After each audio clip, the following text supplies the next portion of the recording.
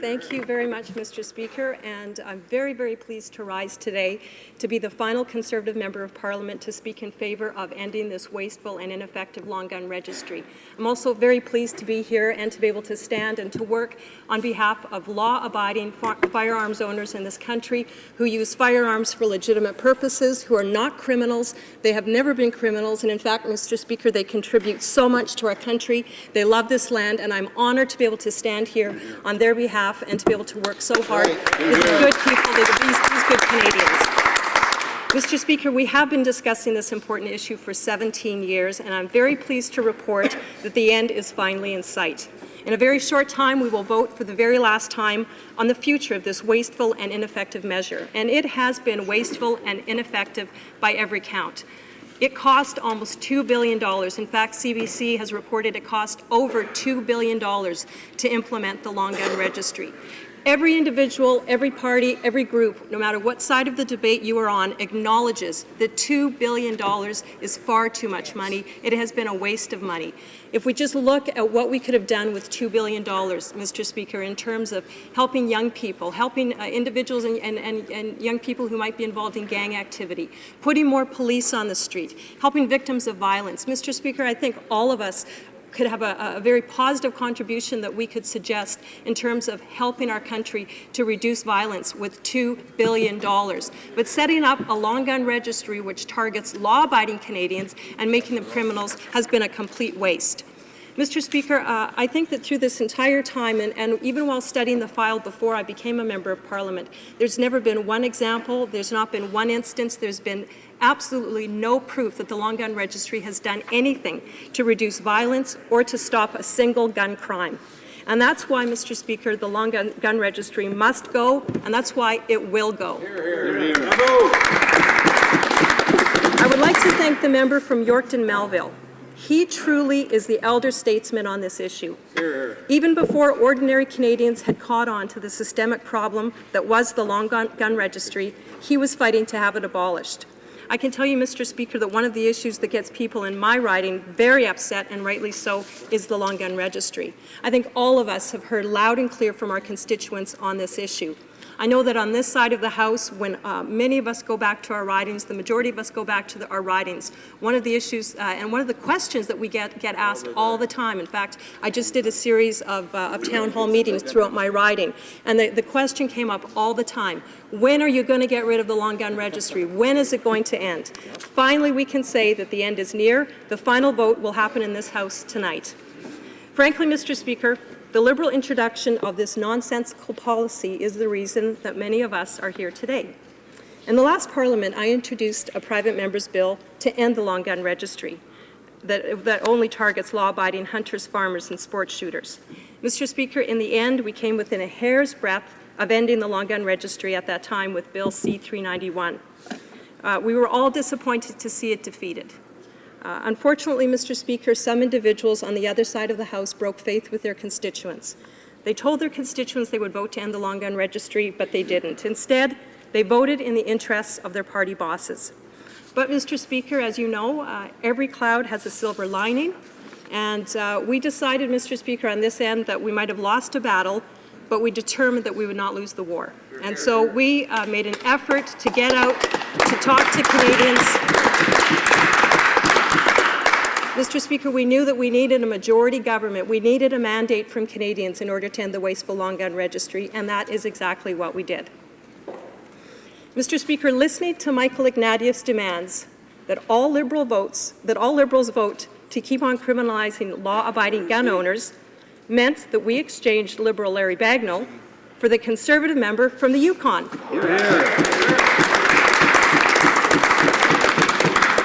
Mr. Speaker, it meant that we exchanged Liberal Anthony Rota for the Conservative member from Nipissing-Temiskaming.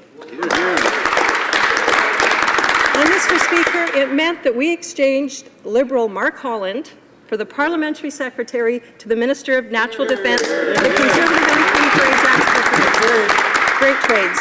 And Mr. Speaker, it wasn't only the Liberals that lost.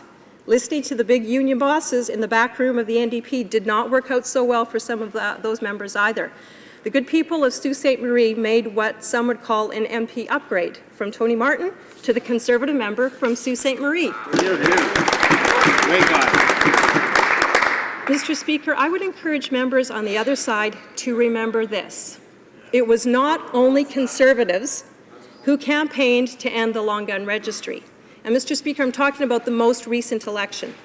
Many NDP candidates from rural and remote parts of Canada made the same promise.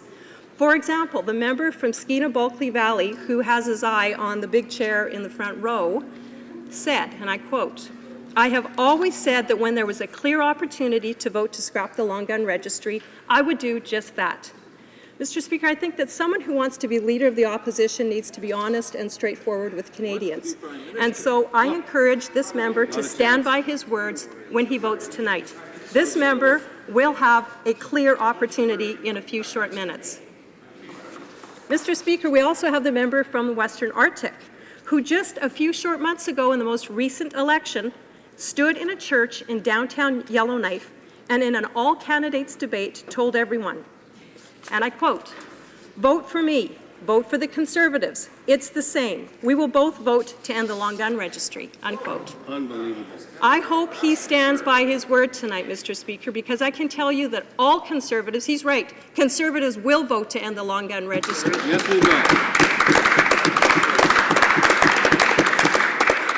And as some of his colleagues on the other side found out a little earlier this year, Canadians do have a long memory when it comes to broken promises, and Canadians will not forget the promises that were unfortunately broken by their MPs.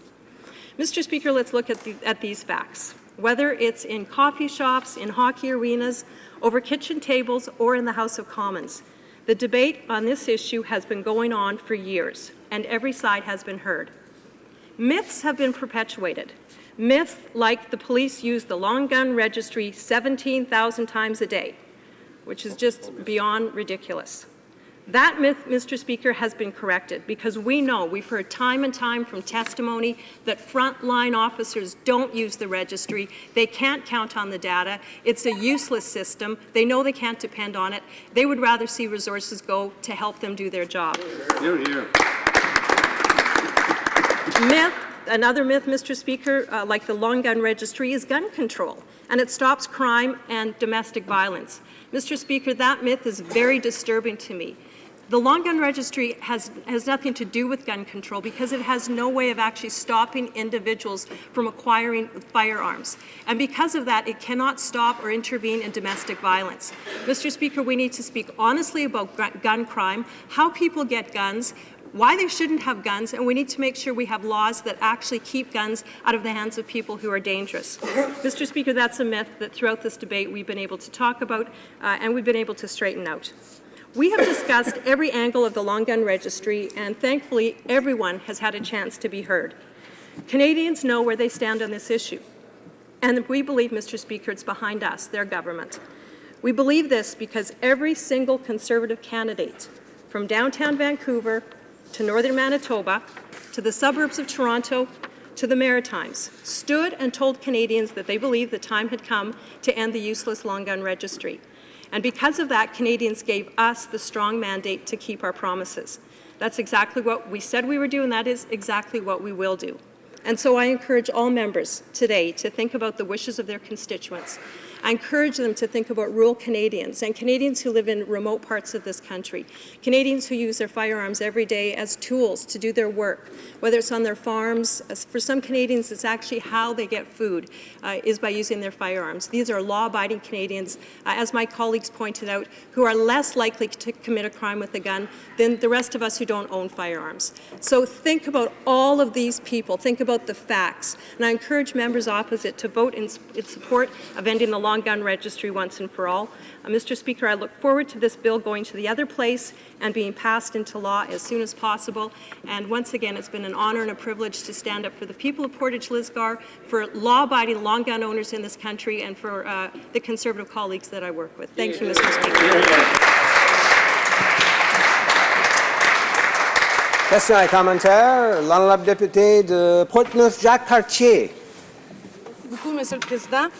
Alors, comme la plupart de mes collègues, je suis très déçue d'avoir à poser une question sur cet enjeu qui est tellement crucial, entre autres pour les Québécois, mais pour bon nombre de Canadiens.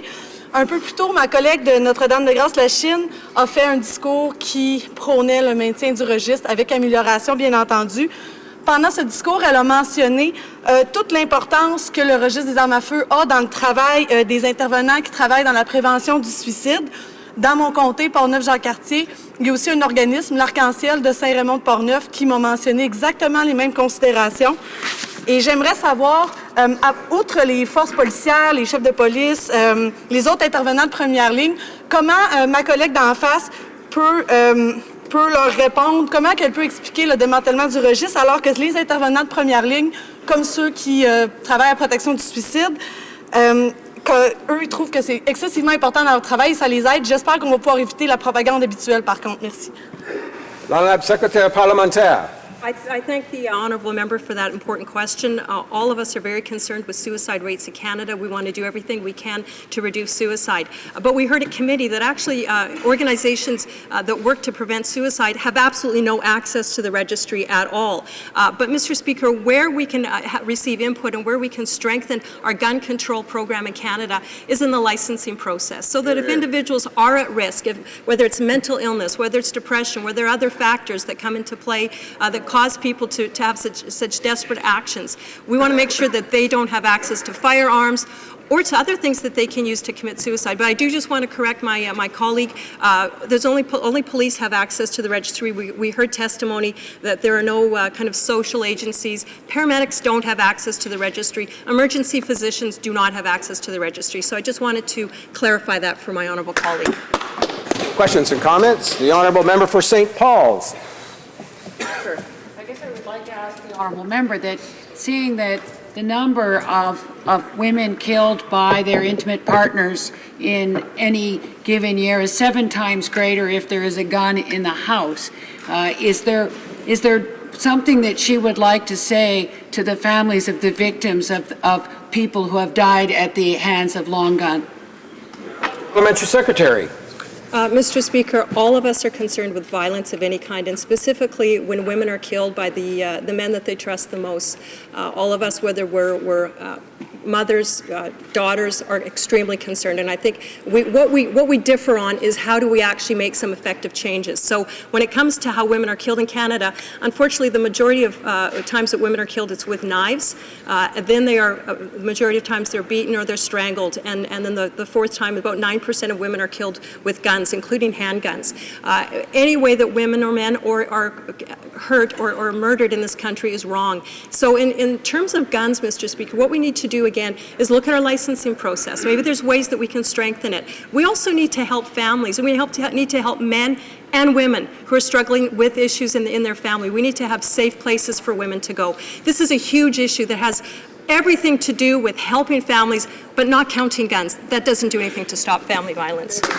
Comments? The honourable member for Wetaskiwin. Thank you, Mr. Speaker. I just want to thank my colleague very much for her speech and all of the hard work that she's done in the past, this Parliament, the past Parliament, in bringing this issue forward. I'd also like to thank my colleague from Yorkton Melville, my predecessor Dale Johnson, the Member of Parliament for Wetaskiwin for years, who campaigned on this issue and fought long and hard.